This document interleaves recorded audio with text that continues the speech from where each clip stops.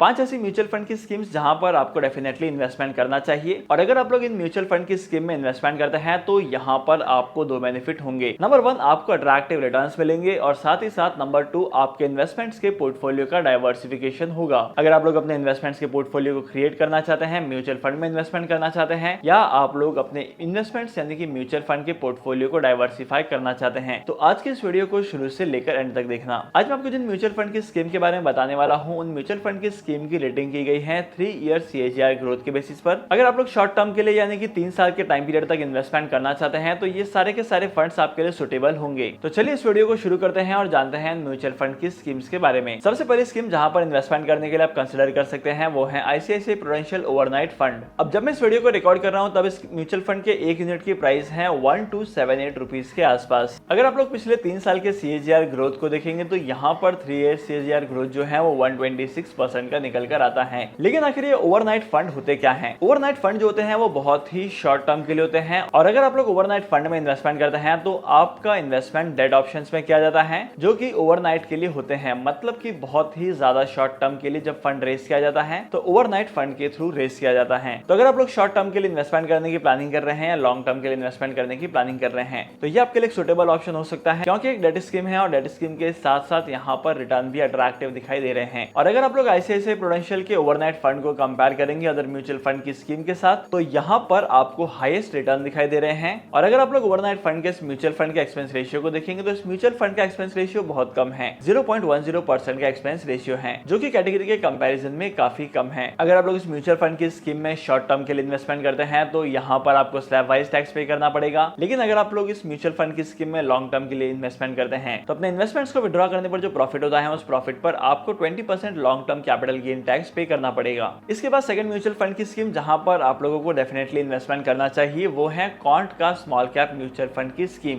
Currently quant small cap mutual fund के scheme के unit की प्राइस चल रही है 253 रुपीज के आसपास। और अगर आप लोग 3 साल के ग्रोथ को देखेंगे तो यहाँ पर 3 साल में इस कंपनी के शेयर ने 47% के रिटर्न जनरेट किए हैं। और अगर आप लोग 5 साल के रिकॉर्ड को देखेंगे तो यहाँ पर 39% तक के रिटर्न दिखाई दे रहे हैं। स्मॉल कैप म्यूचुअल फंड की स्कीम में उन सभी कंपनीज के शेयर्स में इन्वेस्टमेंट किया जाता है जो कि स्मॉल कैप कंपनीज के कैटेगरीज में आती हैं। स्मॉल कैप म्यूचुअल फंड की स्कीम में इन्वेस्टमेंट करने से पहले आपको ये पता होना चाहिए कि स्मॉल कैप म्यूचुअल फंड की स्कीम में इन्वेस्टमेंट करने पर रिस्क बहुत ही ज्यादा होता है और रिस्क के हिसाब से आपको रिटर्न भी कमाने को मिलते हैं। अगर आप लोग स्मॉल कैप म्यूचुअल फंड की स्कीम के यूनिट को शॉर्ट टर्म के लिए होल्ड करेंगे तो यहाँ पर वोलेटिलिटी दिखाई दे सकती है, लेकिन लॉन्ग टर्म में जब मार्केट पॉजिटिव ग्रो करता है तब यहाँ पर अट्रैक्टिव रिटर्न दिखाई देते हैं। इस म्यूचुअल फंड की स्कीम का एक्सपेंस रेशियो है 0.77% का। और अगर आप लोग इस म्यूचुअल फंड की स्कीम के रिटर्न्स को देखेंगे तो इस म्यूचुअल फंड की स्कीम के रिटर्न्स जो है वो कैटेगरी के कंपैरिजन में थोड़े से ज्यादा हैं, जो कि किसी भी म्यूचुअल फंड की स्कीम के लिए बहुत अच्छी बात होती है। और अगर आप लोग इस म्यूचुअल फंड के एक्सपेंस रेशियो को भी देखेंगे तो इस म्यूचुअल फंड स्कीम का एक्सपेंस रेशियो बहुत ही कम है। और अगर आप लोग इस कंपनी के रिटर्न्स को कंपेयर करेंगे तो FD से तो ज्यादा ही निकलेंगे। लेकिन इस म्यूचुअल फंड की स्कीम में कुछ शेयर्स ऐसे हैं जहां पर रेड फ्लैग्स भी हैं, तो इन्वेस्टमेंट्स करने का थोड़ा सा रिस्क और ज्यादा बढ़ जाता है, क्योंकि जब कंपनीज के शेयर्स पर रेड फ्लैग्स होते हैं तो फ्यूचर में इन रेड फ्लैग्स वाली कंपनीज में से ज्यादातर कंपनीज में प्रॉब्लम्स क्रिएट होती हैं और प्रॉब्लम की वजह से कंपनी के शेयर